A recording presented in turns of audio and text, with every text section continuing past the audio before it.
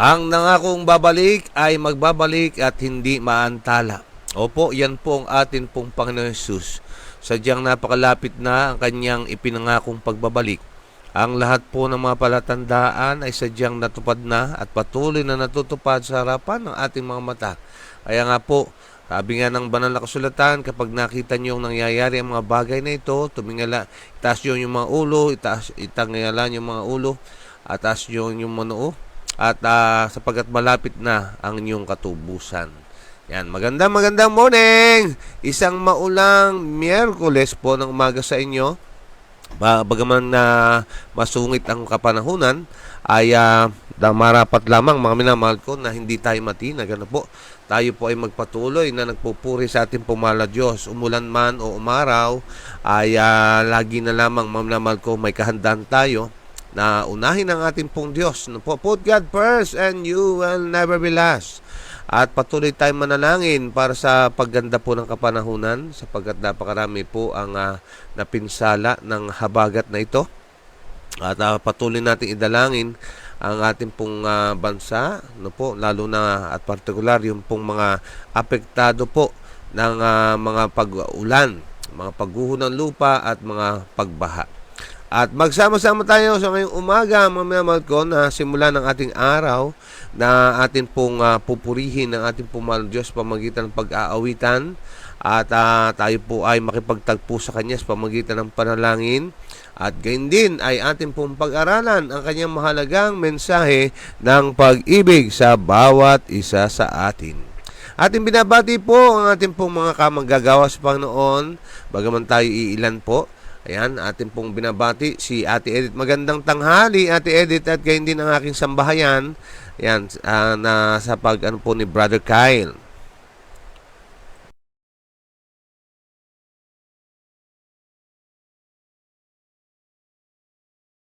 Ay, Magandang umaga po. ayun. Ayan, si Ate Edith. Sige po, Ate Edith, baka may shout out kayo o mayroon kayong gustong kamustahin. Go ahead po. Shout out sa mga family Bacobe ni Adonis Bacobe. Masalamat sa Panginoong Diyos at nag-volunteer po siya, Brother Marlon, na magbasa daw last night, and I was crying once na rinig ko yung kanyang boses. So, ito na po siguro yung right time, slowly but surely po siguro. Kaya, shout out sa kanila na sana magkaroon na ng net para at sa ating ibang mga kapatid po na mga tulog pa, mag-yun na po tayo sa FB Live or kaya dito sa Google Meet or both. Pagpalain po tayong lahat ng ating Panginoong Diyos at God bless us all. Amen and amen. Thank you so much, Ate Edith. Opo, the feeling is mutual. Nung aking pong napakinggan ay talagang ang puso ko'y lumulundag sa kaligayahan. At nawa ito po'y magpatuloy. Ano po, God bless you, Brother Adonis. Namiss ka namin. At nawa ay magsama-sama tayo muli sa ating pong pagpapahayag ng kabutihan ng Diyos at pagsaksi para sa kanyang dakilang pangalan. At gayon din natin pong binabati rin ang mga nasa FB Live na, bagaman tayo iilan pa lamang din, masarap matulog at yung iba ay siguro napuyat dahil sa pagkabalisa sa mga baha, pero anyway, ay ipagkatiwala natin sa ating pong Diyos ang lahat. Tayo po ay magalak sa Panginoon, anuman po ang mga pangyayari na nangyayari sa ating pong buhay. Yan. Okay, so binabati tayo ni Sister Imelda. Showers of blessing to all. Happy God first morning, everyone. Every gising is a blessing. Happy midweek, and happy midweek, mga kapatid. Ayan, happy Wednesday, ating mga kapatiran at kaibigan.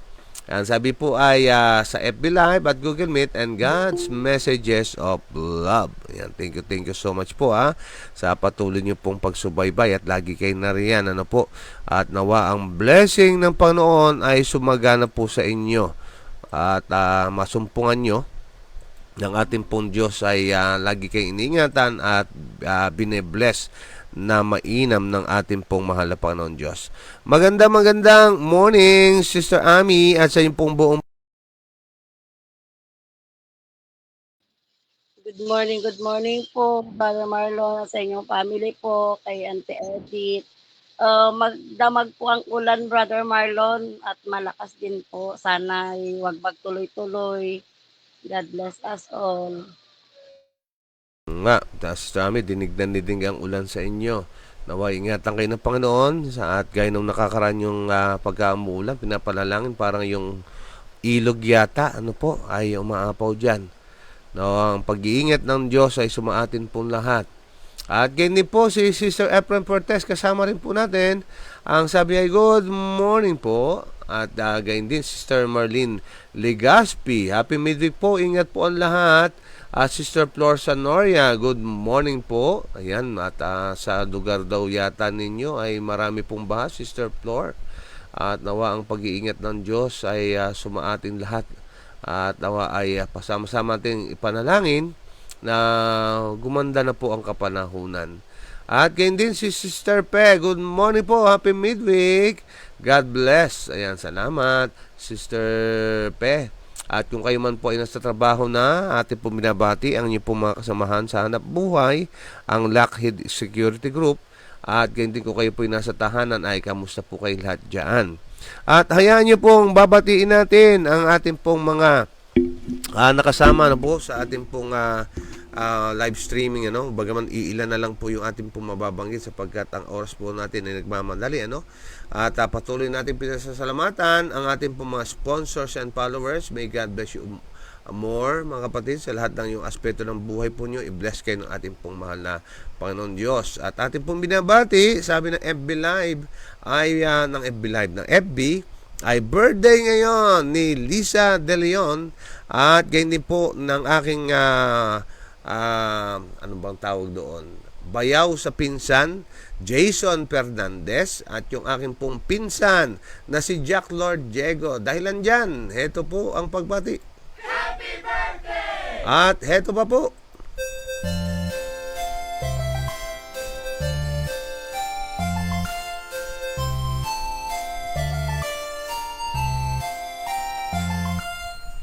Yan, nawa maraming birthday sa inyo pong maranasan na pinagkakaloob natin pong mahal na Diyos. At ang blessing na yon ay sadyang yung higit sa inyong inaasahan at sa lahat ng aspeto niyo pong buhay na sumpungan nyo na kayo po'y bine-bless ng Panginoon. Enjoy your day at gamitin ito sa kalwaltian ng ating pong mahal na Diyos. Ingatan kayo ng Panginoon. At syempre, pinasasalamatan po natin ang ating pong mga sharers, ano, yung ating masisipag, matsatsaga nating sharers. May God bless you more, mga kapatid. At nawa, marami pa po maging kagaya po ninyo na habang nabe-bless ay nag-share din naman. At ibigay natin ang pinakamarami at dakilang pasasalamat sa ating pong mahal na Diyos, no? At sa lahat ng bagay, tayo po ay maging mapagpasalamat sa ating pumahal na Panginoon. Matutunan po natin na i-appreciate ang kahit ang mga maliit na detalye na nangyayari sa ating pong buhay. Sapagkat ang sabi nga sa aking nabasa, the worst sin that we can commit is the sin of ingratitude. Yung kawalan po nating pasasalamat. No? Kaya nga po, mga minamahal ko ay ating pong lagi na lamang isa isip, isa puso ang pagiging mapagpasalamat sa Diyos. Yan. Every gising is a blessing. Kaya nga dahilan sa tayo po tumanggap na napakaagang blessing ay ating pong lagyan ng ngiti ang ating mga labi. Yan, wag na po kayo mahiya. Kung meron po kayong katabing, ngitian nyo. At ang payo ko lamang, ngiting legit mga kapatid. Baka yan ay ngiting pakapyaw lang ay mapasama pa kayo sa mga pabuti. Ano po?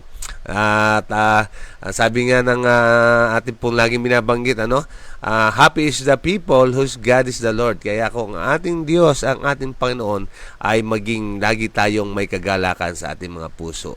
Yan, ating binabati ang ating pong mga nasa FB Live na hindi ko nabati kanina. Si Ate Mary, sabi niya, happy midweek po sa lahat. Ingat po sa maulang panahon. God bless the family. God bless our devotional.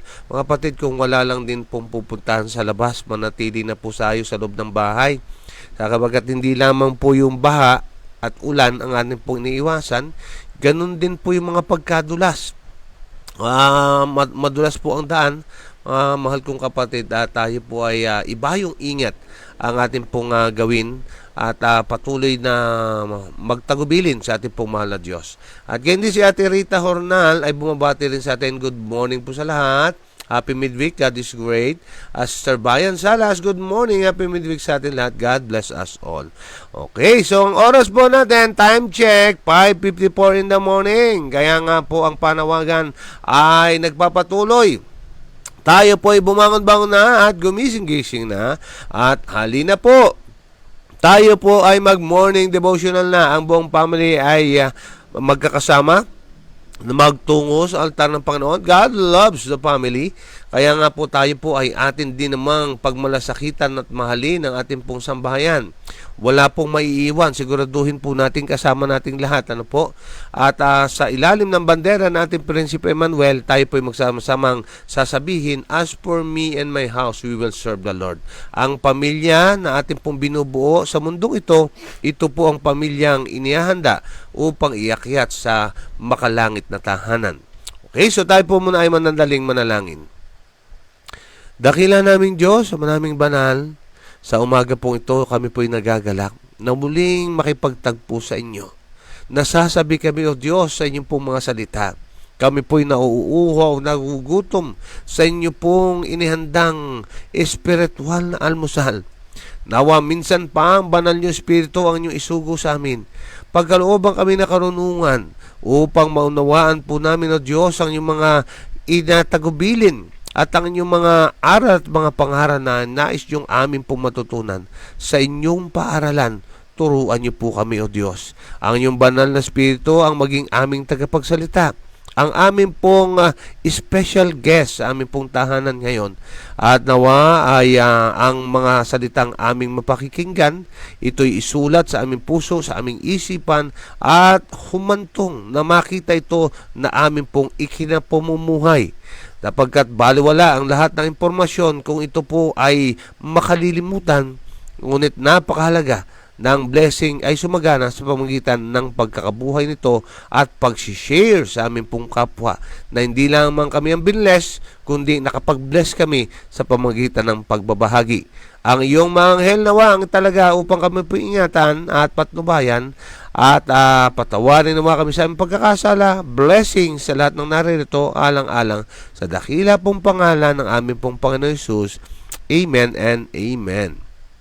Okay? So, hayaan nyo po natin pong isi-share sa screen ang ating pong babasahin ngayong umagang ito. No po, ito po ay pagpapatuloy pa rin ng karanasan doon po sa lugar ng Ehipsyo. No po?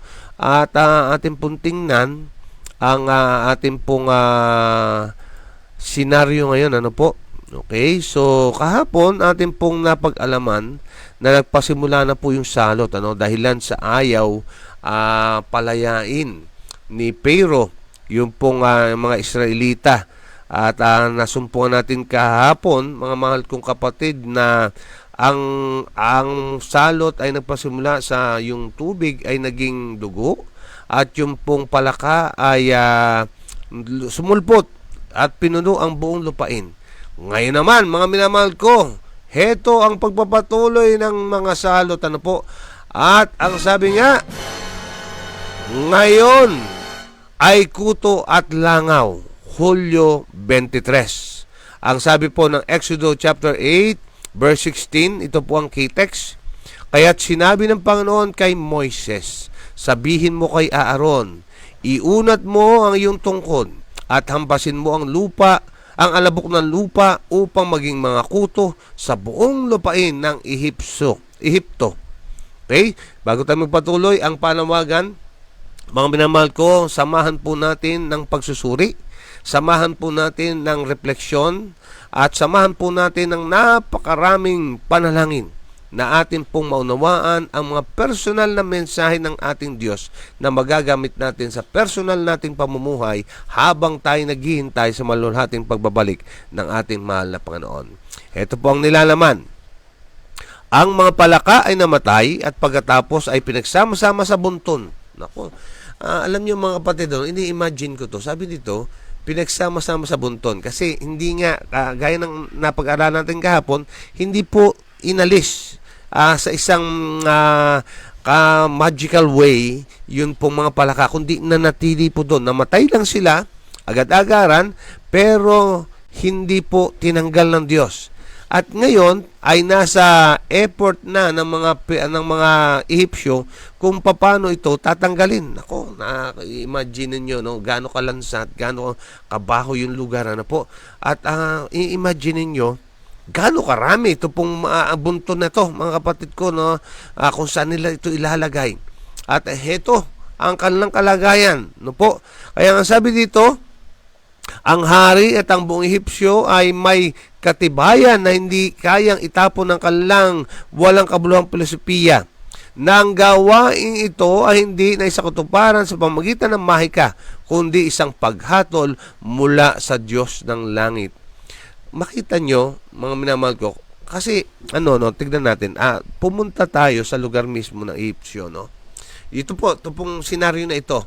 At kung ilalagay natin ang ating mga sa paa sa mga sandalyas nila at ating pong dadamhin ang kalagayan, ikaw din mapapaisip, mga minamahal ko, no, na kung saan ay hindi pangkaraniwan ito pong nangyayari. So in a way, meron na silang kaalaman, mga minamahal ko, na ito po ay gawa ng isang makapangyarihang Diyos.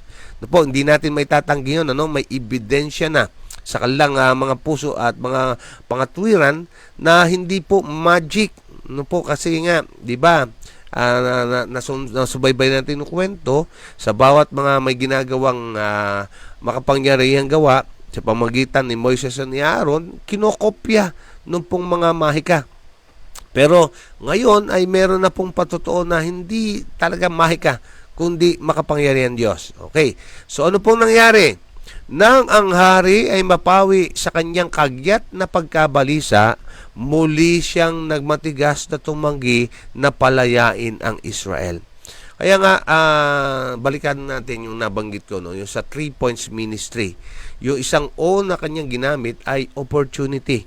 Kaya makita natin, ito pong dapat na sana may oportunidad sana ang parao na magpakumbaba sa Diyos. May oportunidad sana na magsisi at dinggin ang tinig ng Panginoon at tanggapin siya bilang personal na tagapagligtas at kanyang manlalalang at Diyos na at Panginoon.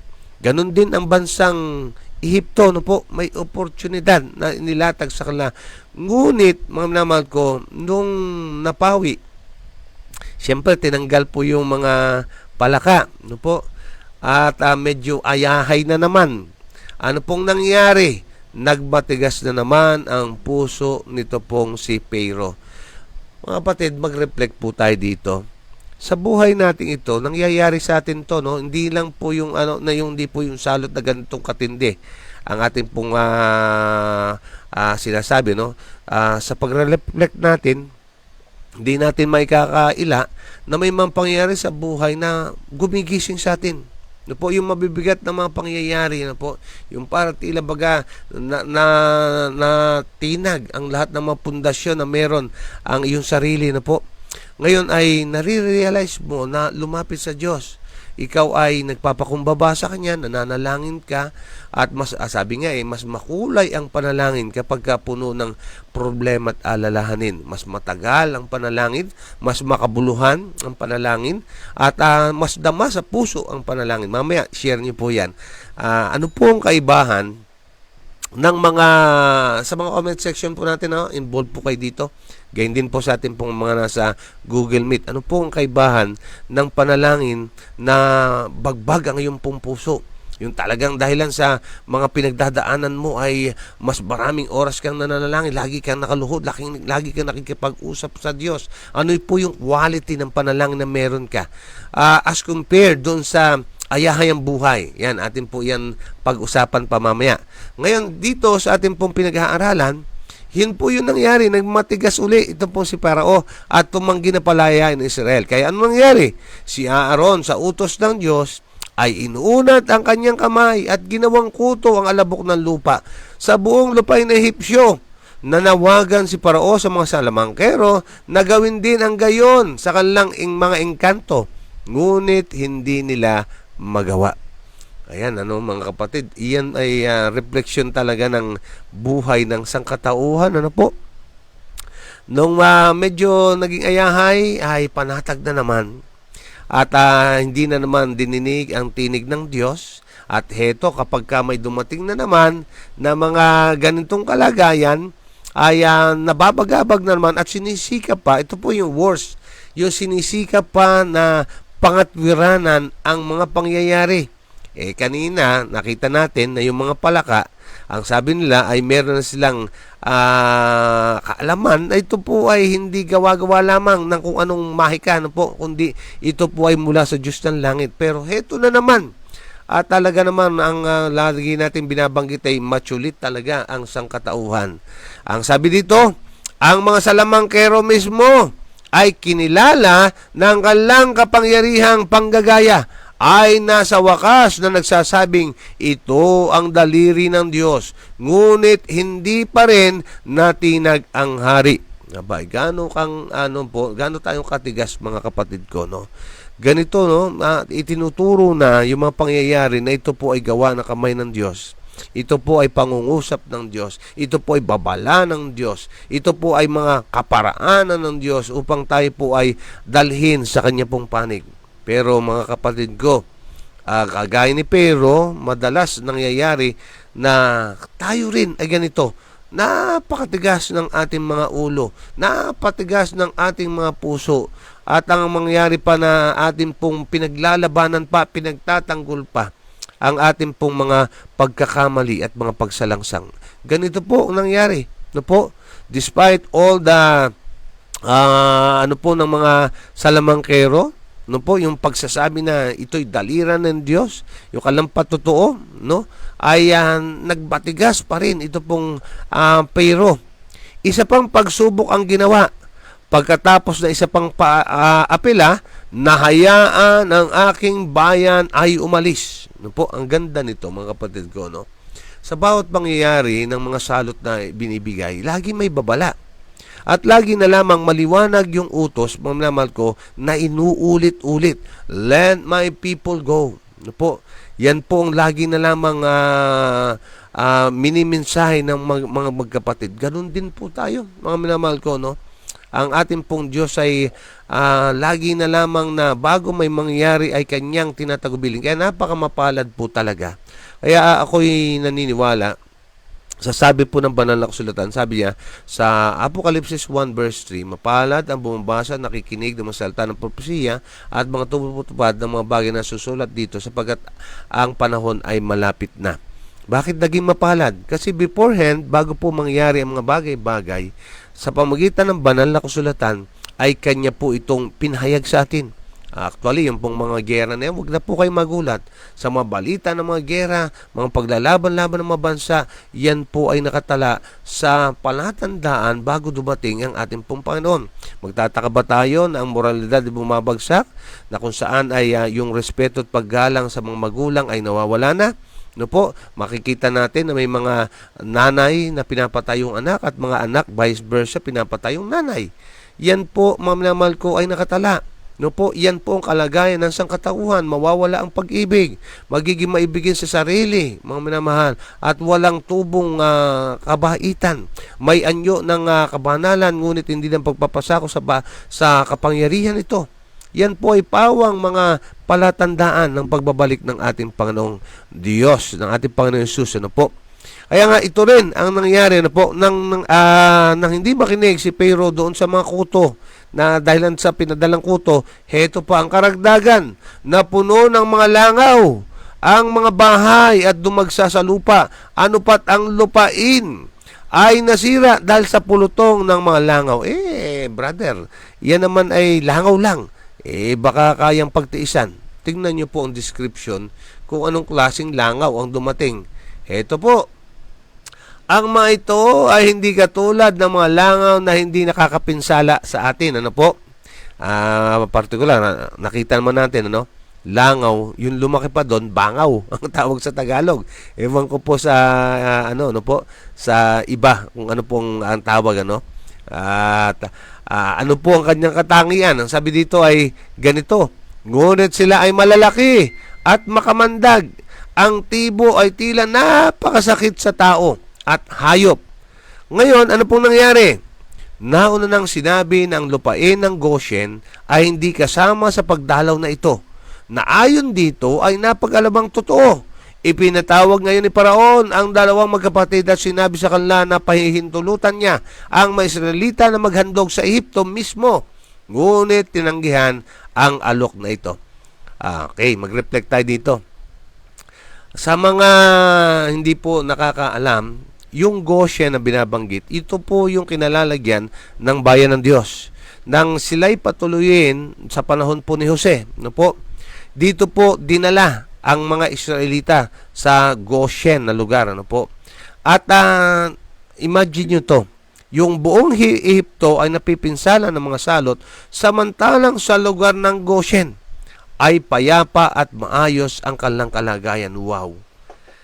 Grabe, ano po mga kapatid, kung i-imagine niyo, no, yun pong Goshen, sa po ng Ehipto yun, mga kapatid ko, no, at yung natatanging lugar na yon ay hindi napipinsala nito pong mga salot na dumarating. Napakagandang isipin ng bayan ng Diyos, mga minamahal ko, sa kabila na, na tayo ay nasa gitna ng labanan, no po, ay iniingatan tayo ng ating pumahal na Diyos. Alam nyo, kung ating titingnan, ang bayan ng Diyos ay kinakailangan po na nasa lugar ng pakikipaglaban. Ngunit, ang pangako ng Diyos, I will fight your battles. You only need to be still and know that I am the Lord is your God. Totoo, mamalaman ko. Ang kailangan lang natin sa buhay nating Kristiyano bilang bayan ng Diyos sa pangkasalukuyang kapanahunan ay kinakailangan nandun tayo sa digmaan, handa tayong makapagdigma at tayo'y nananampalataya na God will fight our battles. Opo, tumayong matatag at hindi natitinag sapagkat ang Diyos na naglatag ng kanyang pangako, tutuparin niya yon gaya ng pagtupad niya sa pangako niya dito po sa ating mga pag-aaral. Ang ilang mga hayop ay tinuturing ng mga bagay na pagsamba ng mga Ehipsyo. At gayon ang paggalang sa mga nilalang na ito na ang pumatay ng isa kahit na hindi sinasadya ay isang krimen na may parusang kamatayan. Yung alok ni Pharaoh, sige na nga, maghandog na kayo sa Diyos nyo. Pero gawin nyo yan dito sa Ehipsyo. Ano pong sabi? Hindi po tinanggap ni Aaron at ni Moses. Bakit? Hindi po maaari makompromiso ang nais ng Diyos. Sa isang iglap, sa isang tingin, parang okay na. Makakapaghandog na no? Ang sabi po, mga kapatid ko, maghahandog sila sa ilang. Hindi po dito sa Ehipsyo. Kaya nga po, mga minamahal ko, hindi maaari na palitan ng ating pong ibig ang ibig po ng Diyos. Kinakailangan tayo po ang susunod sa utos ng Diyos, hindi po yung Diyos ang ating pasusunurin sa atin. Take for example, oo po pwede tayong sumamba sa ibang mga araw. Pero ang natatanging araw na binasbasan, pinagpala at pinangili ng Diyos, yun pong araw ng Sabat. Kaya dito, mga minamahal ko, makita natin, hindi po pwede ang kompromiso. Halimbawa na lamang din, sa pagkain natin. Kung halimbawa, meron dyan, iniluto iyan sa hindi karapat-dapat na mga kainin, at tapos ay tatanggalin lang natin yung pong nakikita natin, paano po yung kanyang mga nandun na sa ating kakainin. No, tinanggal nga natin, pero nandun na rin po yung pong kanyang mga katas-katas. Kaya hindi uubra, mga kapatid ko, ang kompormiso sa panampalataya. Kung anong sinabi ng Diyos, yun po ang dapat masunod. Thus saith the Lord. The rule of our faith should be, Thus saith the Lord. Kaya nga dito, po ay tinanggihan nila. Bakit? Kasi yung mga hayop na papatay nila, ay hindi ipahihintulos sila ng mga taga-Ehipsyo. Kaya ang sabi dito, tiniyak ni Moises sa hari na imposibleng maghain sila sa Diyos sa lupain ng Ehipto sapagkat maaari silang pumili pa sa kanilang alay ng isa sa mga hayop na itinuturing ng mga Ehipsyo na sagrado. Muling iminungkahi ni Moises na pumunta sa ilang ng 3 araw na paglalakbay. Pumayag ang hari at nakiusap sa mga lingkod ng Diyos na magsumamo na maalis ang salot. Nangako silang gagawin to, ngunit binalaan siya laban sa pandaraya sa kanila. Ano pong nangyari? Opo, ang salot ay tumigil sa kanilang panalangin, ngunit ang puso ng hari ay naging matigas dahil sa kanyang patuloy na paghimagsik at siya'y tumanggi pa rin na palayain ang mga tao. Ganyan po natin makikita ang kalagayan ng sangkatauhan at ganyan natin makikita ang kabutihan ng Diyos. Mga kapatid ko, no, nakakahiya. Ang Diyos po napakatyaga. Right away, kung gugustuhin niya, po pwedeng puksain na ito para matigil na lamang. At pakalwalan ang kanyang bayan. Pero ang habag ng Diyos ay nananatili hindi lamang po doon sa kanyang bayan, kundi dito sa mga taga-Ipsyo at dito kay Pero, na hinahayaan niya na siya po sana ay magkaroon ng kapakumbabaan at kilalanin siya. Po, yun pong chance, no po yung second chance, actually, hindi lang second chance, so multiple chances ang binigay po kay Pero at sa mga taga-Egypt. Ngunit nabigo sila natanggapin at kilalanin ng Diyos. Wag ko nang palawigin pa yon kasi meron pa po tayong mga babasahin iba pa. Pero sa ngayon, yun lang po muna mga kapatid ko ang ating pong babasahin. Ako, 15 minutes na lang.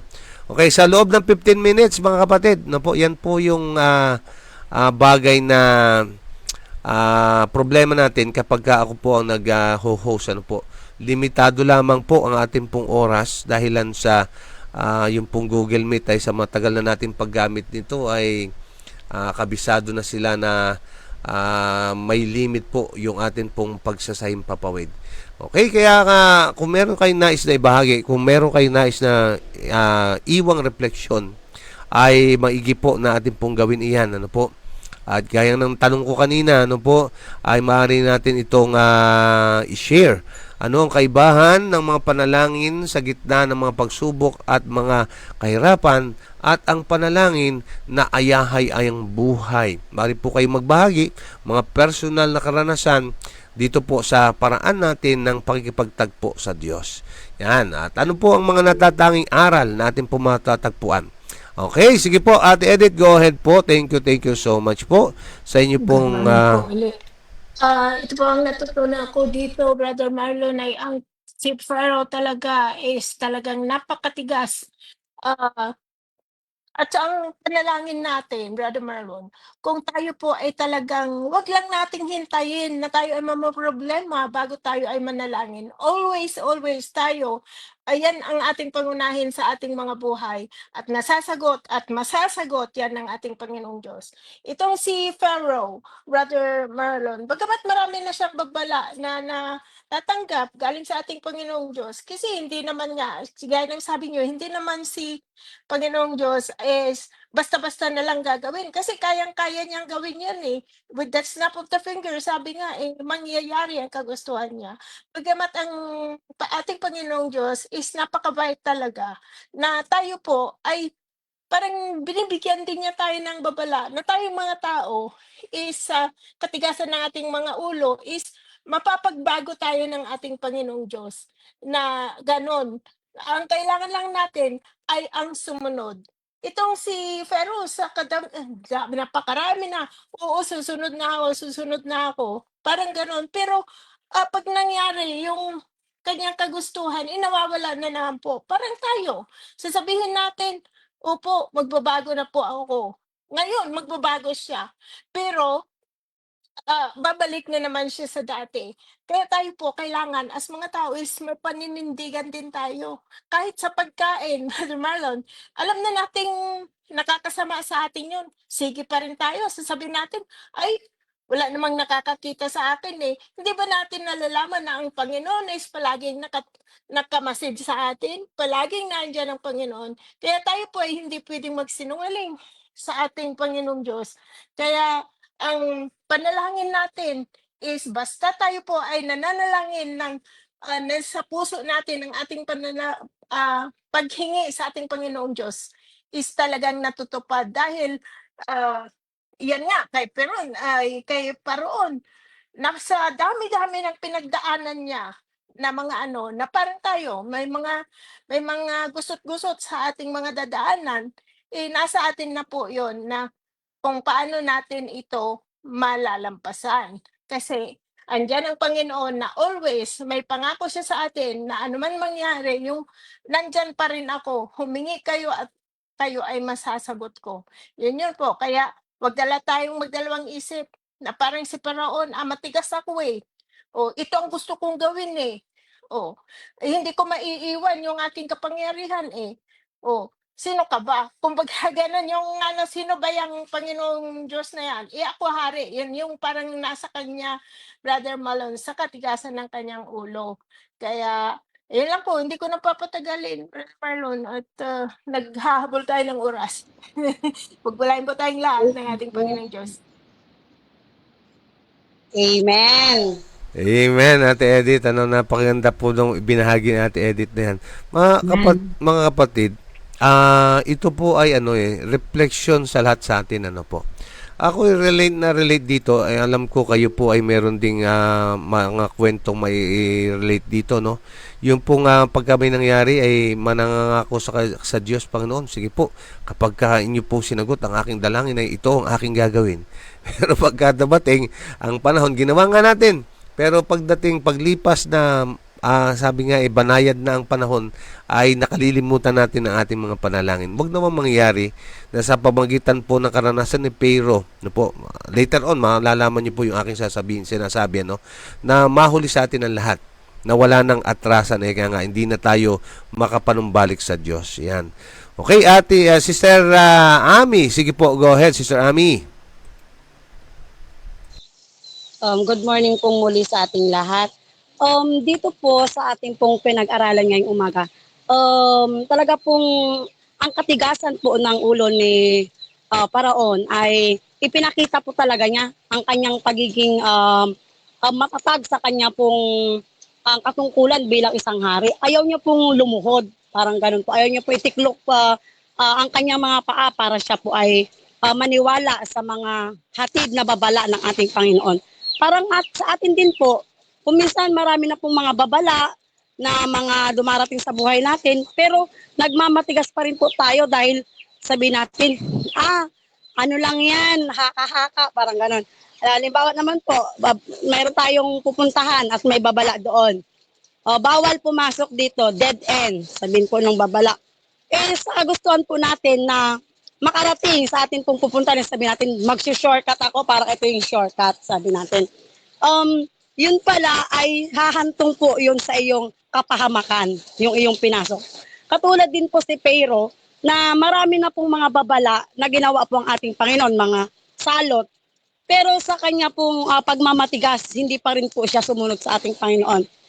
Sa pananalangin naman po natin, sa akin po, experiences ko po sa mga pananalangin, kahit po sabihin kong okay yung aking pong kalagayan, sabihin ko rin po na hindi okay yung aking kalagayan, parang ako po ay pareho po yung aking pagtitiklop luhod sa ating Panginoon. Kasi po, para sa akin, maliit man po na bagay, ay malaki pong bagay sa akin na akin pong ipinagpapasalamat yan sa Diyos. Halimbawa po, yung sabihin ko, Lord, sana bukas meron kaming mapuntahan at nang magkaroon po ng pera. Parang ganun po. Pag kinagabihan po may tatawag, gusto mo bang pumunta sa ganito? Punta tayo, maglilinis sa bukid. Ayan, parang pong natugon po kaagad yung aking panalangin. Kaya po sa akin, ang pananalangin, maliit man o malaki pa ang problema, dapat po natin itong ipagtaimtimang ipanalangin at ipagpasalamat po natin ng taimtim kung ano man po yung maliit o malaking bagay na ipinagkaloob po ng ating Panginoon. Kasi po pareho lang po yun na problema at pagtanggap ng biyaya sa ating pong Panginoon. Kaya dapat po walang mas mahigit na pananalangin at wala po yung hindi pananalangin. Kasi po parang same lang po yun sa akin na kung nga maliit o malaki, pareho pong biyaya ng ating Panginoon yan na pagsubok rin po yan kahit ito ay maliit, pagsubok pa rin po. Yun lamang po. Thank you. Amen. Amen, Sister Ami. Napakahalaga po ng ating pong mga napakikinggan, Mga kapatid, yung panalangin, yan po ay relationship natin sa ating Diyos. at hindi po nakasalalay kung anong pinagdadaanan mo, kung anong klaseng panalangin ang ibibigay mo. Sapagkat yan nga po ay relasyon. Kaya nang madalas natin nababanggit ay hindi natin pupurihin ang Diyos ayon po sa ating pong emosyong nararamdaman. Na kapag ka masaya ka, ay pupurihin mo ang Diyos. Kapag ka malungkot ka, hindi na. At kapag ka mayroong mga pangyayaring hindi maganda, ikaw ay dadulog sa Panginoon. At kapag ka ayahay ang buhay, ay hindi na. Kaya nga po, mga minamahal ko, relasyon sa Panginoon ang mga panalangin. At yung pong kwalidad ng panalangin, yung haba, yung pong damdamin ng iyong panalangin, magkaparehas po dapat yan lagi. No po, hindi nakasalalay sa ating pong mga pinagdadaanan. Kaya napakahalaga po ng ating pong aralin ngayon, mga minamahal ko, yung ating pong relationship sa ating pong mahal na Panginoon. Pag-igtingin po natin at huwag tayong makompormiso sa ating panampalataya, manghawakan tayo kung anong totoo at manindigan tayo sa sinasabi ng ating pong mahal na Diyos. At gayon din, mga kapatid, yung pride. Yan po, maliwanag nating nakikita, yung pride, yung katigasan ng ulo, mga minamahal ko, yan po ay dapat nating iwaksi. Sapagkat sa bawat atin pong pagmamatigas, ay tayo po ay nagkakaroon ng landas na ating ikapapahamak. Kasi tingnan niyo po, nagle-level up yung mga salot, 'di ba? Sa bawat pagtanggi ni Pero, nagle-level up yung mga salot na dumarating sa kanya. Mga kapatid, wag nawang mangyari na hintayin pa natin na magkaroon ng mga mabibigat nating karanasan bago tayo makinig sa ating pong panawagan ng ating pong mahal na Diyos. No po? At ang magandang buhay, mga minamahal ko, ay ating dinggin ang tinig ng Panginoon ng kanyang laging paanyaya. Ayan, maraming salamat sa lahat po ng mga nagsidalo ngayon at ng mga nagsipag-share. May God bless you po. Shalom. Miss pa mga kapatid. Ingat po ang lahat. Bye-bye.